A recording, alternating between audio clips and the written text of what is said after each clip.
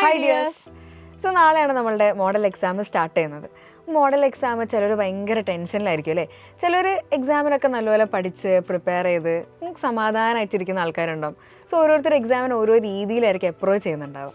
അപ്പോൾ എങ്ങനെയായിരുന്നാലും ശരി, മോഡൽ എക്സാമിന് വെറും ഒരു മോഡലായിട്ട് മാത്രം നിങ്ങൾ കാണരുത്. അതിന് പബ്ലിക് എക്സാമിൻ്റെ അതേ സീരിയസ്നെസ്സോട് കൂടി തന്നെ നിങ്ങൾ അപ്രോച്ച് ചെയ്യുക. അതെ. അപ്പം എക്സാം സമയത്ത് കണ്ടുവരുന്നൊരു സംഭവമാണ് കുട്ടികളുടെ ഇടയിൽ ആങ്സൈറ്റീൻ്റെ ഒരു പ്രശ്നം. അതെ, ഭയങ്കര സ്ട്രെസ്ഡ് ആവുക, ഭയങ്കര ആങ്ഷ്യസ് ആവുക. എൻ്റെ ഒരു സീനിയർ ചേച്ചി ഉണ്ടായിരുന്നു. ആള് നന്നായിട്ട് പഠിക്കുമായിരുന്നു, പക്ഷേ എക്സാമിന് അനാവശ്യമായിട്ട് ഈ ടെൻഷൻ കയറി എക്സാമോളം ആൾ തല ചുറ്റി വീണു. അപ്പോൾ ആൾക്ക് മോഡൽ എക്സാം ഒന്നും എഴുതാൻ പറ്റിയില്ല.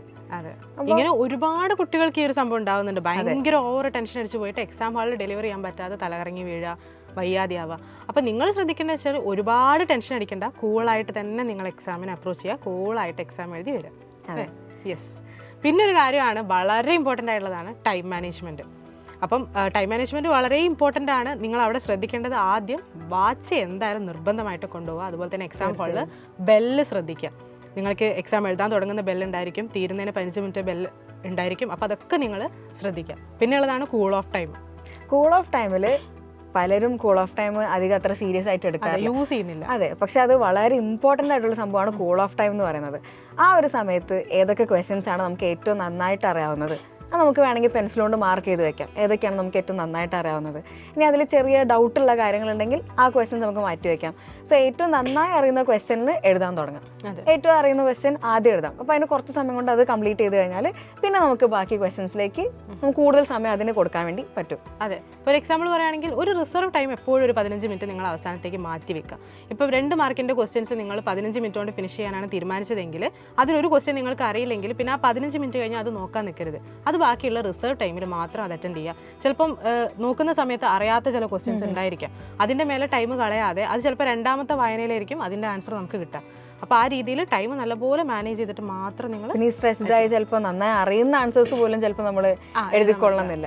കാരണം ഏതെങ്കിലും അറിയാത്തൊരു ക്വസ്റ്റ്യൻ നമ്മൾ സമയം കളഞ്ഞുകൊണ്ടിരിക്കുമ്പോൾ ചിലപ്പം അറിയുന്നതിലേക്ക് നമുക്ക് വേണ്ടത്ര രീതിയിൽ നമ്മളുടെ ആ ഒരു ഇൻപുട്ട് കൊടുക്കാൻ പറ്റാണ്ട്. അതെ, അതെ.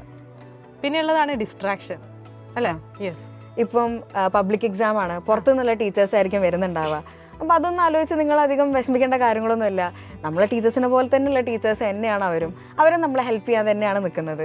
സോ അത് പുതിയ ആളാണ്, എന്തൊക്കെയായിരിക്കും അവർ വിചാരിക്കുക, അതൊന്നും നമ്മൾ ആലോചിക്കേണ്ട കാര്യങ്ങളില്ല. അവരെ നോക്കി നിൽക്കുന്ന സമയത്ത് അയ്യോ അവരെന്നെ നോക്കുന്നുണ്ടോ അങ്ങനെയുള്ള ഒരു ഡിസ്കംഫർട്ട് ഫീൽ ചെയ്യരുത്. അത് മാത്രമല്ല പല രീതിയിലുള്ള ഡിസ്കംഫർട്ട് എക്സാം ഹോളിൽ ഉണ്ടായിരിക്കും. അതൊന്നും ശ്രദ്ധിക്കാതെ നിങ്ങൾ നിങ്ങളുടെ ആൻസർ പേപ്പർ നോക്കുക, ക്വസ്റ്റ്യൻ പേപ്പർ നോക്കുക, വൃത്തിക്ക് നിങ്ങളുടെ ആൻസർ പ്രസന്റ് ചെയ്യാൻ നോക്കുക. അതെ. പിന്നെ വരുന്നൊരു പ്രശ്നമാണ് കാൽക്കുലേഷൻ മിസ്റ്റേക്ക് വരുത്തുക. അത് എക്കണോമിക്സ് അല്ലെങ്കിൽ സ്റ്റാറ്റിസ്റ്റിക്സ്, മാത്സ്, അക്കൗണ്ടൻസി, ഇതൊക്കെ പ്രോബ്ലം പേപ്പേഴ്സ് ആണ്. സോ അതിൽ നമ്മൾ പലരും ഇപ്പോൾ നമ്മളെ യൂട്യൂബിൽ ലൈവിലായിക്കോട്ടെ അല്ലാണ്ടൊക്കെ പിള്ളേർ പറയുന്ന കാര്യമാണ് മിസ്റ്റേക്ക് കാൽക്കുലേറ്റ് ചെയ്യുമ്പോൾ വലിയ ഉത്തരങ്ങളൊക്കെ വരുന്നു, തെറ്റിപ്പോകുന്നു എന്നുള്ള കാര്യങ്ങളൊക്കെ. സോ ചെയ്യേണ്ട ഒരു കാര്യം എന്ന് വെച്ച് കഴിഞ്ഞാൽ എല്ലാം കൂടെ ഒന്നിച്ച് കാൽക്കുലേറ്ററിൽ കൊടുക്കാതെ, അപ്പോൾ ചെറിയൊരു ബ്രാക്കറ്റ് പോയിട്ടുണ്ടെങ്കിൽ തന്നെ നമുക്ക് ആൻസറിലേക്ക് ചിലപ്പോൾ എത്തിയെന്ന് വരില്ല. അപ്പോൾ നിങ്ങൾ സ്റ്റെപ്പായിട്ട് ആ കാൽക്കുലേഷനൊക്കെ ചെയ്ത് കഴിഞ്ഞാൽ കറക്റ്റായിട്ട് ആൻസർ കിട്ടാനുള്ള സാധ്യത കൂടുതലായിരിക്കും. അപ്പോൾ അവിടെ നിങ്ങൾ ശ്രദ്ധിക്കേണ്ട മറ്റൊരു കാര്യമാണ് കാൽക്കുലേറ്റർ നിർബന്ധമായിട്ട് കൊണ്ടുപോവുക. അടുത്തുള്ളവൻ്റെ വാങ്ങിച്ച് ചെയ്യാന്നുള്ള രീതിയിൽ പോവുകയേ ചെയ്യരുത്.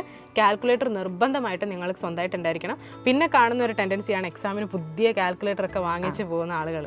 അപ്പോൾ അങ്ങനെ നിങ്ങൾ മാക്സിമം ചെയ്യാതിരിക്കുക. കാരണം പുതിയ ബ്രാൻഡെങ്കിലും വാങ്ങാൻ ശ്രമിക്കാതെ പുതിയ കാൽക്കുലേറ്റർ ആവുന്ന സമയത്ത് നിങ്ങൾക്ക് അതുമായിട്ടൊരു പരിചയം വന്നിട്ടുണ്ടാവില്ല. എക്സാമിന് നിങ്ങൾ ക്ലാസ്സിൽ യൂസ് ചെയ്യുന്ന കാൽക്കുലേറ്റർ ഉണ്ടായിരിക്കും. അവിടെ നിങ്ങൾക്ക് അറിയാം പ്ലസ് എവിടെയാണ്, മൈനസ് എവിടെയാണ്, നമ്പേഴ്സ് ഒക്കെ എവിടെയാണെന്നുള്ള നിങ്ങൾക്കൊരു പരിചയം ഉണ്ടായിരിക്കും. അപ്പോൾ ആ കാൽക്കുലേറ്റർ തന്നെ മാക്സിമം കൊണ്ടുപോകാനായിട്ട് ശ്രമിക്കുക. അല്ലെങ്കിൽ അതിൻ്റെ മേലെ പുതിയ കാൽക്കുലേറ്ററിൻ്റെ മേലെ ഇരുന്ന് കുറേ സമയം പോകും. അപ്പോൾ കാൽക്കുലേറ്റർ അതുപോലെ തന്നെ എക്സ്ചേഞ്ച് ചെയ്യാതിരിക്കുക. നിങ്ങളുടെ കാൽക്കുലേറ്റർ തന്നെ നിങ്ങൾ യൂസ് ചെയ്യാം. പിന്നെ ഒരു സംഭവമാണ് ലാസ്റ്റ് മിനിറ്റ് ഈ എക്സാം ഹാളിൽ കയറാൻ നിൽക്കുമ്പോഴായിരിക്കും ഒരാൾ വന്നിട്ട് ആ ഇക്വേഷൻ പഠിച്ചിട്ടുണ്ടോ അല്ലെങ്കിൽ ഈ കോൺസെപ്റ്റ് അറിയാമെന്ന് ചോദിക്കുമ്പോൾ തീർന്ന് കംപ്ലീറ്റ് ബ്ലാങ്ക് ആയി ഫുള്ള് പാനിക് ആയിട്ടുണ്ടാവും. പക്ഷെ ലാസ്റ്റ് മിനിറ്റ് പുതിയ കോൺസെപ്റ്റ്സ് പഠിക്കാതിരിക്കുക. നമ്മൾ എന്താണോ പഠിച്ചിട്ടുള്ളത് അതിൽ മാത്രം കോൺഫിഡൻ്റ് ആയിട്ട് നിൽക്കുക. നമ്മൾ പഠിച്ച കാര്യങ്ങൾ മാത്രം നിന്നിട്ട് എക്സാം എഴുതാൻ നോക്കുക.